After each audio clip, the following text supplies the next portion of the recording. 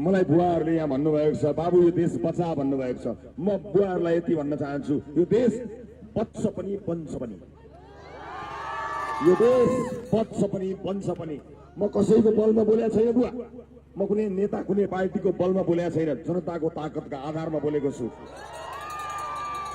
यो देश कुनै नेताले म बनाउँछु भनेर गफ दिन पर्दैन, जनताले बनाउँछन्, जनताले जोगाउँछन्।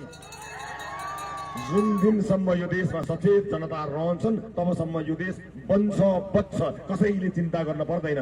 जनता सचेत हुनु पर्यो। तर जनता झोले भयो भने चाहिँ म भन्न सक्दिनँ, जनता मासु भाते भयो भने म भन्न सक्दिनँ, जनताले विवेक गुमाए भने म भन्न सक्दिनँ। कसैले नभनोस् यो फलानो पार्टीको किल्ला, देशकानो पार्टीको किल्ला, यो नेपालको किल्ला हो, अर्घाखाँचीको किल्ला हो। अर्घाखाँचीका जनताले विवेक पुर्याएर मान्छे चुन्ने हो। वर्षौंदेखि हामीले जमाएको भन्न पाइन्न। राम्रो काम गरेन भने हरिभूषाललाई यही चोकमा ल्याएर तपाईँलाई बुझाउँछु, राम्रो गरे मात्र साथ दिने हो, राम्रो नगरे कसैलाई पनि साथ दिने होइन। 5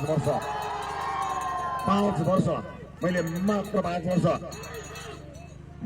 वर्ष स्थायी सरकार ल्याउन सकियो भने यी केटाकेटीको भविष्य सुनिश्चित गर्न सकिन्छ। कतिलाई देश पठाउने, यही ठाउँबाट रोएर झोला बोकेर भाइहरू बहिनीहरू देश छोडेर विदेश गएका छन्, बाध्यताले गएका छन्, पढ्न गएका भए, घुम्न गएका भए, केही ठुलो कुरो थिएन, परिवार पाल्न र उपचार गर्न विदेश गएका छन्। एउटा बिन्दुमा पुगेर त्यो रोकिनुपर्छ। हामी त्यसको सुरुवात गर्छौँ, हामी पुग्ने बित्तिकै बन्द हुँदैन, तर बन्द गर्ने क्रमको सुरुवात गर्छौँ। हरेक चिज गर्नलाई एकबाट सुरु गर्नुपर्छ।